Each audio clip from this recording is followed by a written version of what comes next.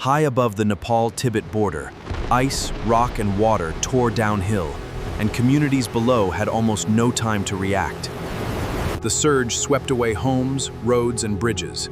At least 157 people are dead, while hundreds remain missing, and rescue routes vanished with them. To a massive ice rock collapse, but the terrifying question reaches beyond Rasua. How many Himalayan valleys face the same danger?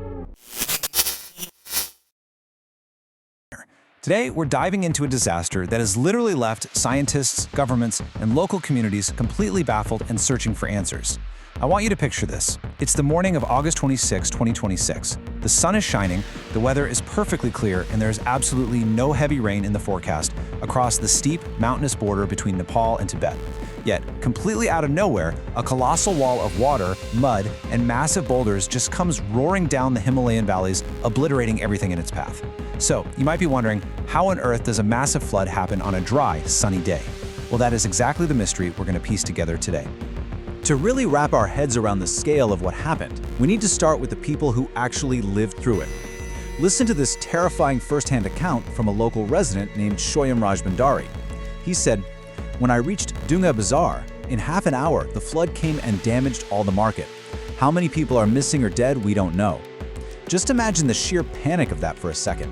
People are just starting their day, getting ready for work, sipping their morning tea, completely oblivious that a massive geomorphic catastrophe is barreling right toward them. I mean, there was no localized rainfall to give them a heads up, just a sudden, deafening roar. So the crucial point here is the sheer, unimaginable scale of this surge. 9 meters. That is nearly 30 feet. That is how much the water level spiked in just 30 minutes downstream at the Galche monitoring station on the Trishuli River. To put that into perspective, you're basically looking at a 3-story building made entirely of water and debris just materializing out of nowhere in half an hour.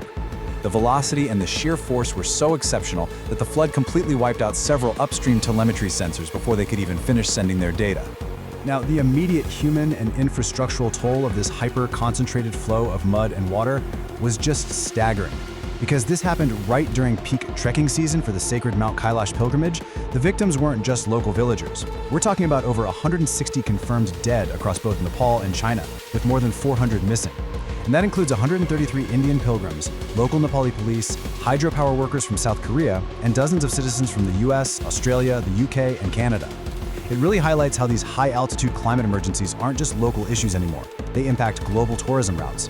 This high-velocity flood, which witnesses said looked like wet cement, buried vehicles, slapped mud onto the second floors of buildings, and just completely erased 19 bridges and 40 kilometers of road. Part 1. Earthquake or glacier collapse.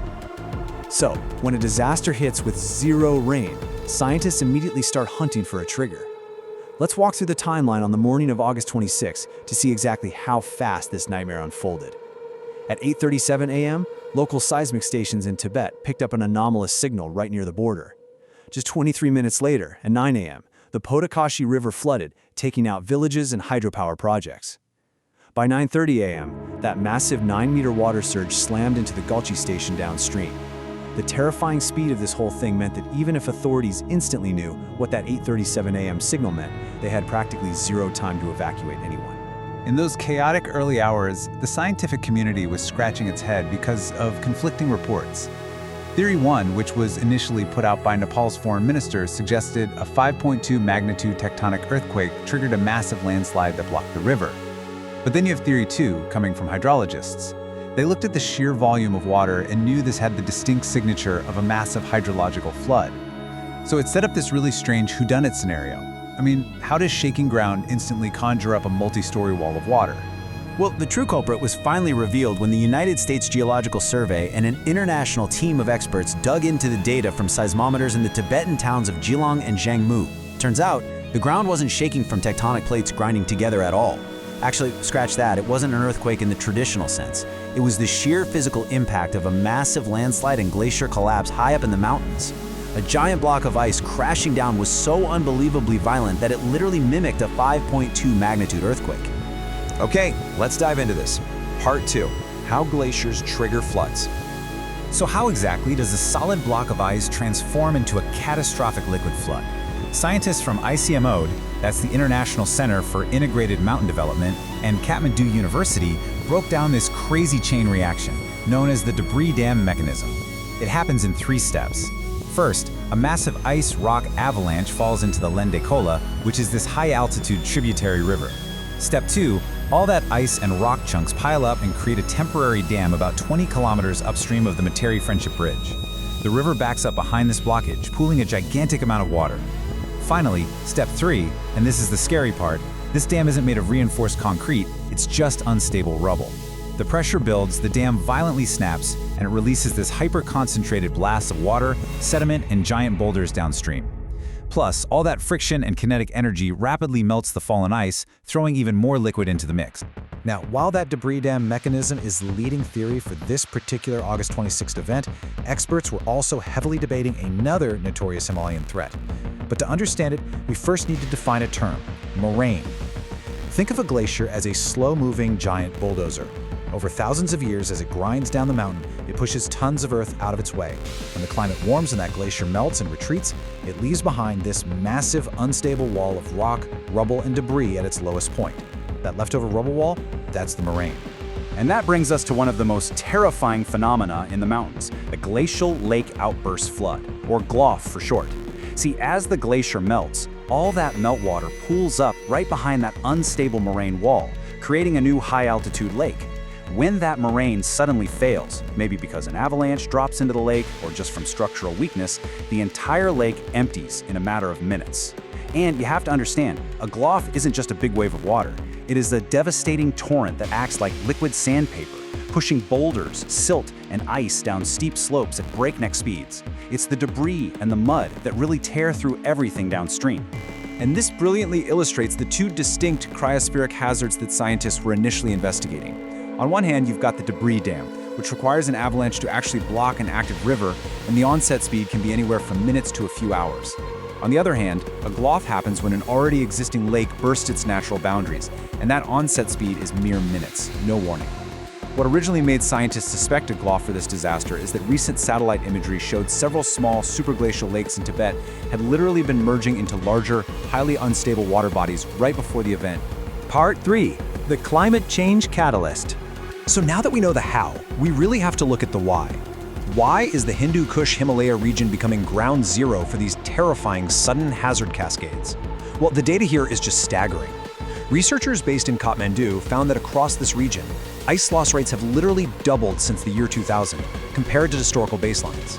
The region is warming significantly faster than the global average, and as temperatures spike, these ancient, previously stable ice structures are degrading, fracturing, and becoming highly, highly volatile. Guys, this isn't some distant future projection, it is happening right now. 24%. That is the percentage of total glacier area Nepal lost between 1977 and 2010 alone. Let that sink in. Nearly a quarter of their entire glacial ecosystem just gone in a few decades. This massive retreat means more loose rock is exposed, the mountain slopes become much less stable, and the number of these potentially deadly glacial lakes forming above populated river valleys is absolutely skyrocketing. To really drive the so what of this home, let's look at the historical context. Back in the 2000s, experts generally expected a major glacial origin flood to hit this region maybe once every 10 years, but the frequency is escalating wildly. ICMOD actually recorded 3 massive glacial origin floods across Nepal, Afghanistan, and Pakistan in just a 2-month period during 2025.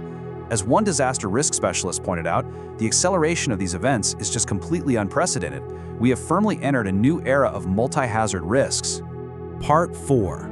Warning the Himalayas. So, if the mountains above us are becoming this incredibly unstable, how do we protect the people living below?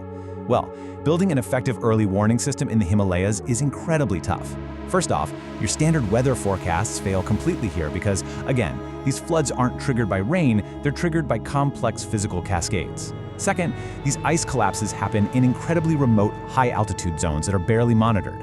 Third, because the valleys are so steep, the water blasts downstream at such high speeds there is practically no time to flee. And finally, and this is perhaps the biggest headache, these rivers do not care about political borders. An avalanche might happen in China's Tibet region, but the resulting flood wipes out roads, bridges, and human lives downstream in Nepal. Which leaves us with this final, absolutely critical question. How can cross-border regions effectively prepare for cascading climate disasters that simply do not respect political boundaries? The August 26 disaster proved beyond a doubt that we can't just rely on local sensors anymore. We desperately need real-time, transboundary data sharing of seismic and hydrological information. If an anomalous signal is picked up in Tibet, it needs to instantly trigger sirens in Nepal. Understanding why and how a Himalayan glacier collapses is really just step one. The real test is whether our geopolitical and technological systems can move faster than a mountain of ice turning into a deadly flood. Thank you so much for joining me on this explainer. I really hope this gives you a clearer, if slightly sobering perspective on the changing face of our planet's highest peaks. Keep questioning and keep learning.